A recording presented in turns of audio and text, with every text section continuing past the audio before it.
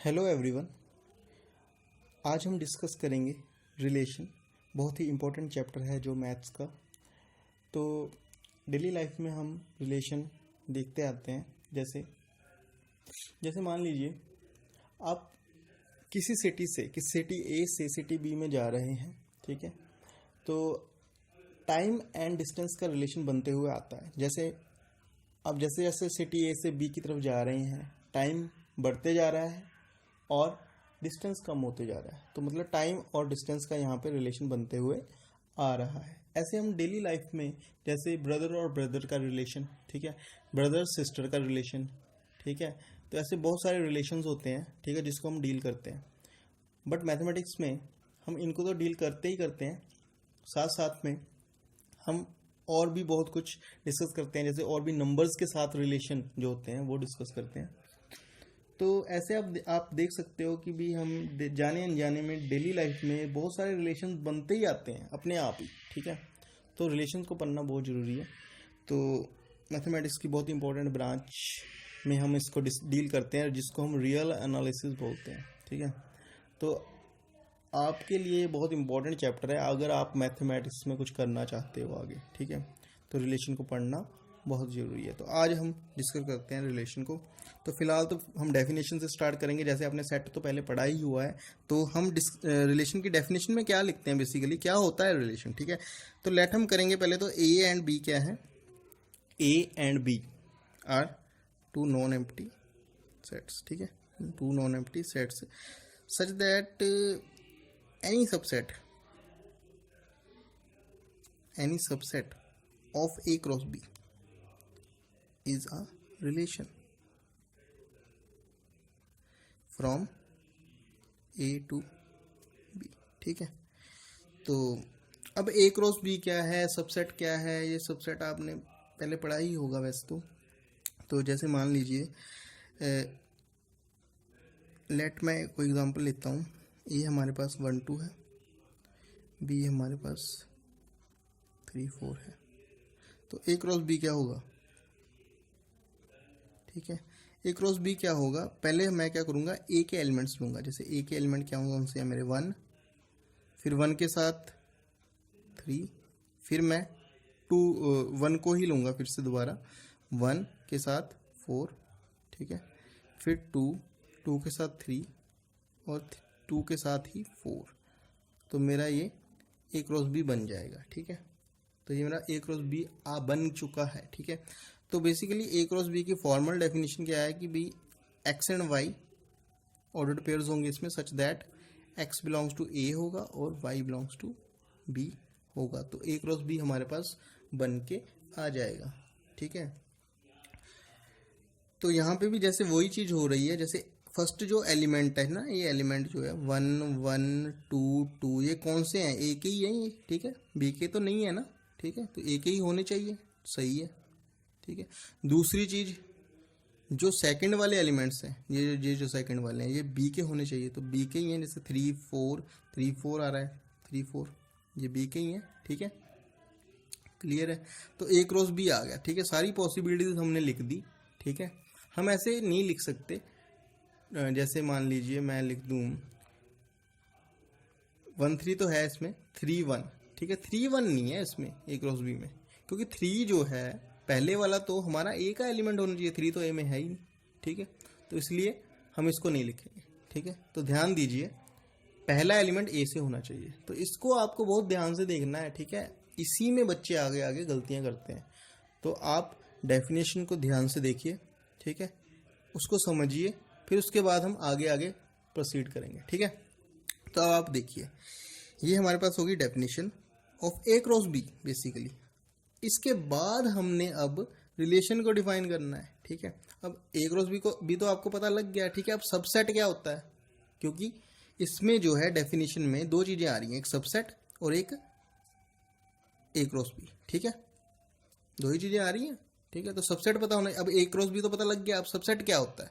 जैसे मान लीजिए ए हमारे पास सेट है 1 2 और बी हमारे पास सेट है 1 2 3, ठीक है। तो अब ध्यान से देखिए, यहाँ पे वन एंड टू जो एलिमेंट्स हैं वो बी में भी मौजूद हैं, ठीक है, सारे के सारे, मतलब ए के सारे एलिमेंट्स बी में मौजूद हैं, ठीक है, मतलब ए क्या है, सबसेट है बी का, ठीक है, या फिर ए इज कंटेन्ड इन बी बोलते हैं हम इसको, ठीक है। तो यहाँ से हमें ये पता लग रहा है, ठीक है। तो अब सबसेट के बारे में आपको क्लियर हो चुका है, वो क्या होता है, सारे के सारे एलिमेंट्स ए के अगर प्रेजेंट हो जाएं बी में तो ए होगा सबसेट ऑफ बी। अगर मान लीजिए ए का कोई भी एक एलिमेंट बी में ना हो तो ए सबसेट नहीं होगा बी का, ठीक है। मतलब मेरे कहने का मतलब ये है, आपने ध्यान में रखना है, अगर ए के सारे एलिमेंट्स बी में मौजूद हों तो ए सबसेट होगा बी का, अदरवाइज नहीं होगा, ठीक है, क्लियर, ओके।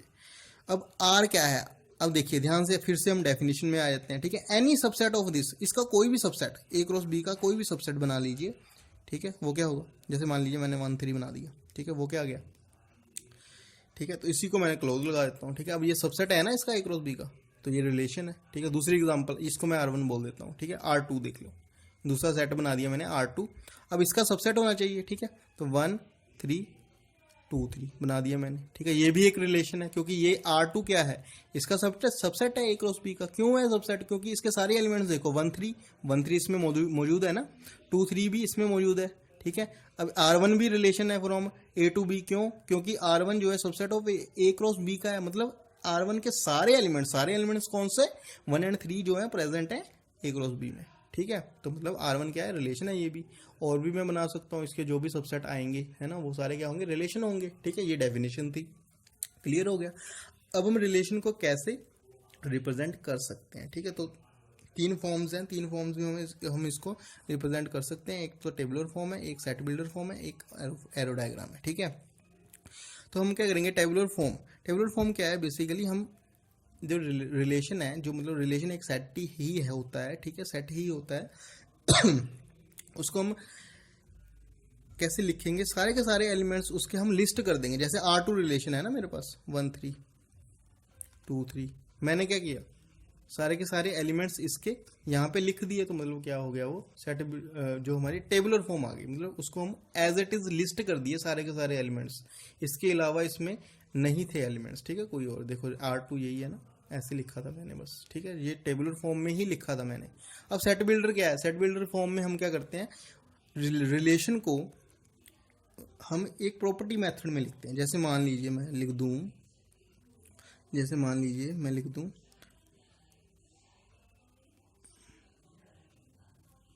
मान लीजिए मैंने ये लिख दिया, एक सेट, एक रिलेशन लिख दिया, x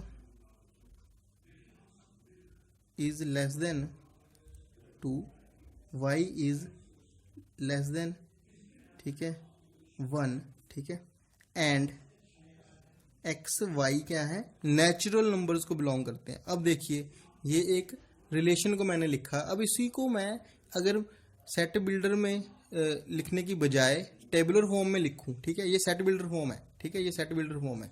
अब इसी को मैं ऐसे भी लिख सकता हूँ ना, इसी को अगर मैं टेबुलर फॉर्म में लिखना चाहूँ तो कैसे लिखूंगा, अब एक्स क्या है, लेस देन 2 होना चाहिए। दूसरी चीज X and Y natural number होनी, मतलब एक्स लेस देन 2 भी होना चाहिए और नेचुरल नंबर भी होना चाहिए। कौन सा होता है, 1 ही होता है, ठीक है, लेस देन 2, क्योंकि स्टार्ट ही नेचुरल नंबर 1 से होते हैं। और लेस देन 2 भी चाहिए हमें, लेस देन 2 भी चाहिए हमें, ठीक है, लेस देन 2 भी चाहिए हमें, ठीक है। तो ये है हमारे पास, जैसे मान लीजिए आर जो है ये है ना, तो X is less than 2 and this Y and X and Y belongs to natural numbers, ठीक है। अब देखिए एक्स जो है, अब मैं लिखना शुरू कर रहा हूँ, रिलेशन को कैसे लिखूंगा, एक्स लेस देन 2 है और नेचुरल नंबर है, 1 नहीं आएगा, ठीक है, ये मैंने लिख दिया। अब दूसरी चीज, अब दूसरा, अब y लेस देन 1, तो ऐसे तो कभी पॉसिबल ही नहीं है, ठीक है। तो इसका क्या मतलब है, ये हमारे पास क्या है, एक फाई रिलेशन है, ठीक है, ये हमारे पास एक फाई रिलेशन है। क्योंकि देखिए ध्यान से कि भाई y जो है, ठीक है, y लेस देन 1 बोल रहे हैं, यहाँ पे हम नेचुरल नंबर बोल रहे हैं, ऐसा तो कभी पॉसिबल ही नहीं है, तो हमारे पास फाई रिलेशन, ऐसा कोई एलिमेंट ही नहीं बन पाएंगे, ठीक है, क्लियर है। अब दूसरी एग्जांपल देता हूँ मैं, इसको मैं R3 बोल देता हूँ, R4 देता हूँ मैं, ठीक है, कोई example, X Y such that X जो है, ठीक है, लेस देन 3 बोल दो, और वाई जो है लेस देन 2 बोल दो, ठीक है, और एक्स वाई बिलोंग कर रहे हैं नेचुरल नंबर्स को, ठीक है, इस तरह से लिख दीजिए, ठीक है। तो ये हमारे पास एक सेट बिल्डर फॉर्म में है रिलेशन। इसको अगर मैं लिखना चाहूँ टेबुलर फॉर्म में, वो कैसा होगा, ठीक है, ध्यान से देखिए। एक्स जो है नेचुरल नंबर को बिलोंग कर रहा है, तो 1 2 ही हो सकता है, लेस देन 3 तो है ना, लेस देन 3 नेचुरल नंबर कौन सा हुआ, एक्स, 1 एंड 2। तो 1 मैं लिख देता हूँ, पहले नंबर पे आना चाहिए, ठीक है, एक्स क्योंकि पहले नंबर पे है, ठीक है, 1 2 ऐसे हो सकता है बस, ठीक है। दूसरी चीज y जो है लेस देन 2, मतलब y जो है 1 होगा और y 1 ही होना चाहिए, ठीक है, इससे अलावा तो कुछ भी नहीं आ सकता, और ठीक है, x 1 और 2 दोनों हो सकते हैं, और y जो है लेस देन 2 ही होगा, वो तो 1 ही होता है, ठीक है। तो सारा सेटिस्फाई हो गया, मतलब ये हमारे पास टेबुलर फॉर्म थी, ठीक है, और इसकी सेट बिल्डर फॉर्म ये है, ठीक है। आप किसी भी रिलेशन को सेट बिल्डर फॉर्म और टेबुलर फॉर्म में लिख सकते हो अपनी वर्डिंग में, बट शर्त ये है उसमें, ठीक है, कि भाई ऐसा नहीं होना चाहिए कि भाई आप क्या कर रहे हो कि भाई यहाँ पे आपने 3 भी डाल दिया, y की जगह में 3 भी डाल दिया, ये तो गलत हो जाएगा बिल्कुल, क्योंकि उसकी सेट बिल्डर फॉर्म नहीं होगी वो फिर, ठीक है ना, वो दूसरी आ जाएगी, ठीक है, मतलब वो किसी और ही रिलेशन की आ जाएगी, ठीक है। तो इसमें ध्यान देना है कि भी दोनों ही सेम इक्विवेलेंट इक्वल सेट ही बनते जाएं, ठीक है, ऐसा नहीं होना चाहिए कि वो अलग अलग बन रहे हैं, ठीक है। अब एरो डायग्राम क्या होता है, ठीक है, एरो डायग्राम, अब आते हैं हम एरो डायग्राम पे, ठीक है। तो एरो डायग्राम में क्या होता है, हम पहले ए सेट बनाते हैं पूरा, और फिर दूसरा बी सेट बनाते हैं ऐसे सर्कल में, ठीक है। तो ए सेट हमारे पास क्या आता है, हम स्टार्टिंग में चलते हैं, जैसे स्टार्टिंग में हमारे 1 2 और 3 4, ठीक है, 1 2 3 4, ठीक है।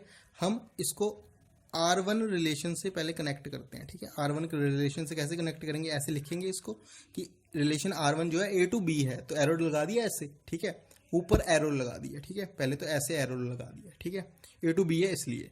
तो अब देखिए यहाँ पे क्या है, 1 3 पे जा रहा है, मतलब 1 की इमेज क्या है, 3 है, तो ऐसे लगा दीजिए बस। अब और तो कुछ नहीं बोल रहा ना R1 और कुछ बोल ही नहीं रहा, तो बस ठीक है, ये आंसर हमारा, ठीक है, एरो डायग्राम का।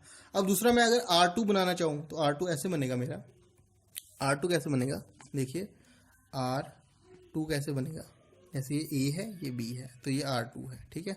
तो 1 2 3 4, तो R2 मेरा क्या है, ठीक है, R2 मैंने बनाया था यहाँ पे 1 3 2 3, ठीक है, 1 जो है 3 पे जा रहा है, और 2 क्या है, 2 भी 3 पे जा रहा है, ये हो गया ना, ठीक है, 1, ठीक है, ऐसे लिख दिया मैंने। ये क्या है, मेरा एरो डायग्राम है, 1 3 पे जा रहा है और 2 3 पे जा रहा है, ठीक है, ये हो गया, ओके जी, ठीक है, क्लियर है। अब आगे आ जाइए, हमारे पास है जैसे आगे मैं थोड़ा सा सेट कर लूँ इसको। अब जैसे मेरे पास है आगे इमेज, ठीक है। अब इमेज क्या होती है, ठीक है, देखिए इमेज क्या होती है, इमेज की बात करते हैं, ओके। अब जैसे ये एरो डायग्राम था, ठीक है, ये एरो डायग्राम था, तो एरो डायग्राम से हमें पता लगता है कि 1 की इमेज क्या है, 3 है, ठीक है, 1 की इमेज क्या है, 3, और यहाँ पे हमें क्या बताया, R2 रिलेशन में 1 की इमेज 3 है एंड 2 की इमेज 3 है, ठीक है, 1 की भी इमेज 3 है और 2 की भी इमेज 3 है, ठीक है, यहाँ पे हमें ये पता लगता है। अब यहाँ पे हम अगर ध्यान से देखें, R2 रिलेशन जो मेरे पास था ये वाला, 1 की इमेज 3 है और 2 की इमेज 3 है, तो यहाँ से क्या पता लगता है कि जो पहले वाला एलिमेंट है उसकी इमेज क्या होती है, दूसरे वाला एलिमेंट, ठीक है, ठीक है। तो 2 की इमेज 3 है, मतलब पहले वाले एलिमेंट की इमेज दूसरे वाला एलिमेंट, ठीक है, क्लियर हो गया, ठीक है। तो हमें यहाँ से क्या पता लगता है, इमेज ऑफ 1 इज 3, ठीक है, image of 1 is 3 and image of 2 is 3, ठीक है, अंडर R2 मतलब रिलेशन R2 था इसलिए, ठीक है, रिलेशन क्या था हमारा, R2 था, उसकी बात चल रही थी इसलिए, ठीक है। अब यहाँ पे क्या है, एक और चीज़ आती है हमारे पास, प्री इमेज। अब प्री इमेज क्या होती है, देखो 3 की, अब देखो 1 की इमेज क्या है 3, और 3 की इमेज क्या होगी 3 की प्री इमेज, हम 3 की क्या बोलेंगे प्री इमेज, ठीक है। 3 की प्री इमेज क्या है 1 है, ठीक है। प्री इमेज मतलब पीछे, पहले, ठीक है। प्री का मतलब पहले होता है, ठीक है। तो 3 की प्री इमेज क्या है 1 है, ठीक है। ऐसे यहाँ पे R2 के अंडर क्या हो रहा है, 1 की इमेज तो 3 है, देखो 1 की इमेज तो 3 है, ठीक है, और 2 की इमेज भी 3 है। अब 3 की प्री इमेज क्या है, 3 की इमेज 1 भी है और 3 की प्री इमेज 2 भी है अंडर R2, ठीक है। ठीक है जी, क्लियर है, ठीक है। तो यहाँ पे हम ऐसे भी लिख सकते हैं 3 is pre image of 1 and 3 is pre image of 2, ठीक है। 3 इज प्री इमेज ऑफ 2, ठीक है। अब डोमेन ऑफ रिलेशन क्या होती है, ठीक है, आगे हम चलते हैं डोमेन ऑफ रिलेशन। अब डोमेन ऑफ रिलेशन क्या होती है, आप सिंपली ये याद रखिए, R1 जैसे माने यहाँ पे R2 ही लेते हैं, उसमें ज़्यादा एलिमेंट्स हैं तो फिर वो आपको ज़्यादा क्लियर होगा। जैसे R2 की बात करें 1 3 और 2 3 था उसमें, ठीक है।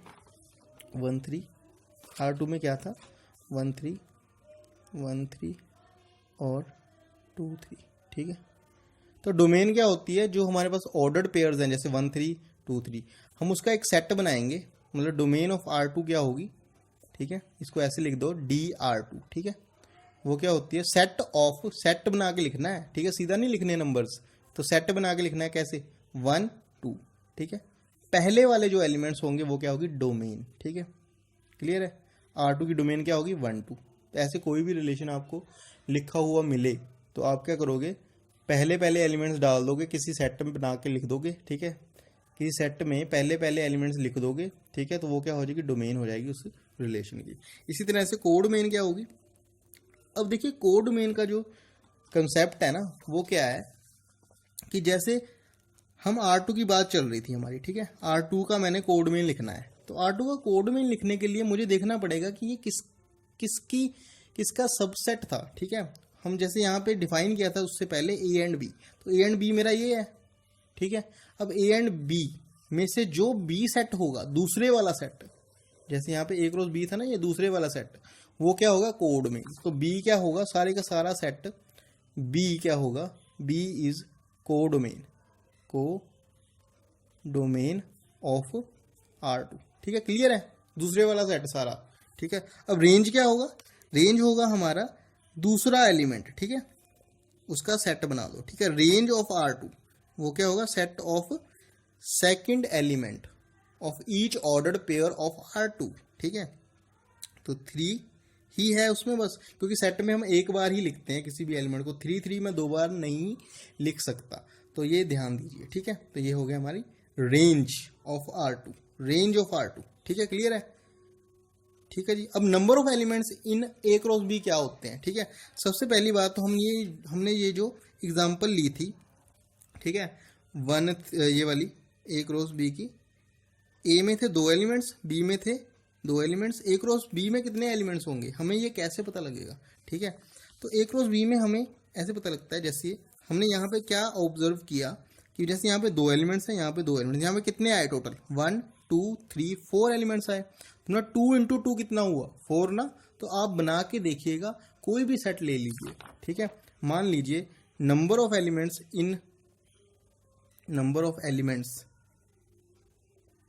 इन ए सेट, उसको हम एन ए भी लिखते हैं, ठीक है। Number of elements in A set क्या है, मान लो m है, ठीक है। And number of elements in B set मान लीजिए, मतलब उसको हम एन बी लिखेंगे, ठीक है। वो कितने हैं n है, ठीक है। तो क्या होता है हमारा formula, n number of elements in A cross B, ठीक है, ये भी एक सेट ही है, तो उसके नंबर ऑफ एलिमेंट्स कितने आ जाएंगे, यहाँ पे लिख लीजिए number of elements in A cross B, वो क्या होता है n A क्रॉस B, वो क्या होता है m इंटू n, ठीक है। m को n से मल्टीप्लाई करें, हमें आपको पता लग जाएगा सीधा ही, आपको बनाने की जरूरत नहीं है A क्रॉस B।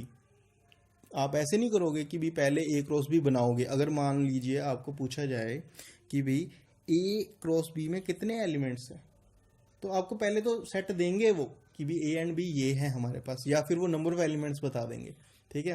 तो आप ऐसे नहीं करोगे कि पहले ए क्रॉस बी पूरा लिखोगे, ठीक है। आप क्या करोगे, आप सीधा ये फॉर्मूला लगाओगे, ठीक है। Number of elements in A cross B is equals to m into n, ठीक है। Number of elements in A and number of elements in B, इसका फॉर्मूला बन जाता है हमारे पास। फिर इसको हम ऐसे लिख लेते हैं, number of elements in A cross B is equals to number of elements in A into number of elements B, ठीक है, मल्टीप्लाई, ठीक है। ये हो गया, ये हमारा फॉर्मूला आ गया, इसको आप ध्यान में रखिएगा, ठीक है। ओके, अब नंबर ऑफ रिलेशंस कितने होते हैं, ठीक है। नंबर ऑफ रिलेशंस हमारे पास होते हैं, आपने किया होगा पावर सेट ऑफ ए, ठीक है। पावर सेट ऑफ ए में कितने एलिमेंट्स होते थे, 2 की पावर में होते थे ना, 2 की पावर में होते थे नंबर ऑफ एलिमेंट्स इन ए, ठीक है, ठीक है ना, क्लियर है ना। ये क्या है हमारे पास, number of elements in power set of A. अब पावर सेट ऑफ ए में एलिमेंट्स कैसे होते थे, ए के सबसेट्स, मतलब कितने सबसेट्स आएंगे ए के, वो क्या आते थे, नंबर ऑफ, ठीक है, इतने 2 के power number of elements in A. तो नंबर ऑफ एलिमेंट्स, ठीक है, नंबर ऑफ सबसेट्स हम बोल सकते हैं, subsets of A is equals to ये होंगे।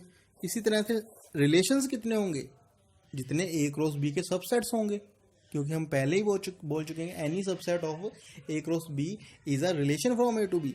तो number of relations from A to B क्या होंगे, ए टू बी क्या होंगे, 2 की power number of elements in A cross B, ठीक है ना।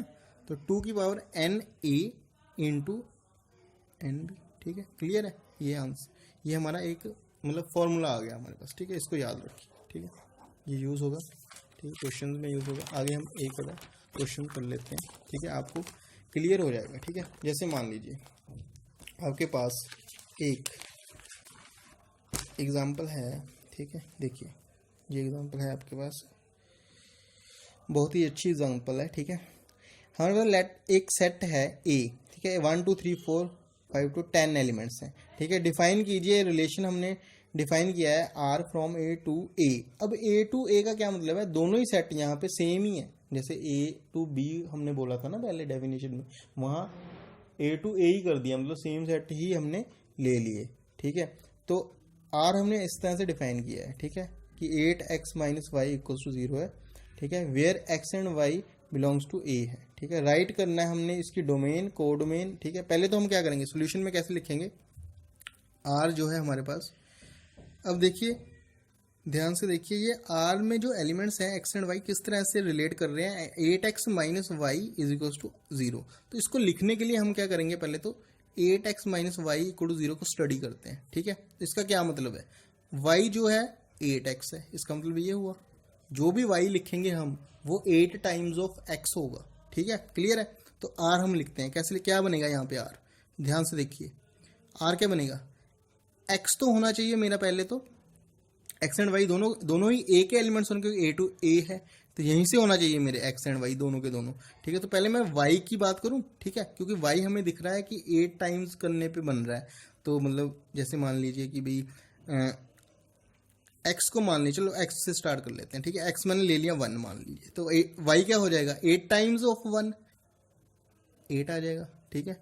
इसी तरह मैं दूसरा लिखूंगा, अगर मैं x को 2 ले लूँ, मान लो मैंने x को 2 ले लिया यहाँ पे, तो y क्या बन जाएगा मेरा, तो 16 बन जाएगा। बट ये 16 जो है वो a में तो है ही नहीं, 10 तक है ना इसमें एलिमेंट्स, तो ये नहीं ले सकता मैं, ठीक है। तो मेरा यहीं तक बनेगा बस, ठीक है, क्योंकि मैंने लेने a के एलिमेंट्स ही थे। और इस तरह से कि भी अगर मैं x1 लेता हूँ तो मेरा y जो है 8 टाइम्स हो जाना चाहिए, ठीक है। अगर मैंने यहाँ पे 1 लिया तो ये 8 टाइम्स 1 क्या हो जाएगा, 8। अब ऐसे ही मैं 2 नहीं ले सकता यहाँ पे, ठीक है, तो ये मेरा गलत हो जाएगा ऐसे, ठीक है, क्लियर है, ठीक है जी। तो इससे बाहर नहीं जाना हमने इस सेट से, ठीक है। तो ये एग्जांपल सफिशिएंट थी आपको समझाने के लिए, ठीक है। तो आप ध्यान दीजिएगा, ठीक है। तो राइट डाउन, अब हमने इसकी डोमेन भी लिखनी है, तो डोमेन ऑफ आर क्या हो जाएगी, ठीक है। डोमेन क्या हो जाएगी, पहला एलिमेंट बस एक ही है इसमें, तो डोमेन ऑफ आर क्या होगी, 1।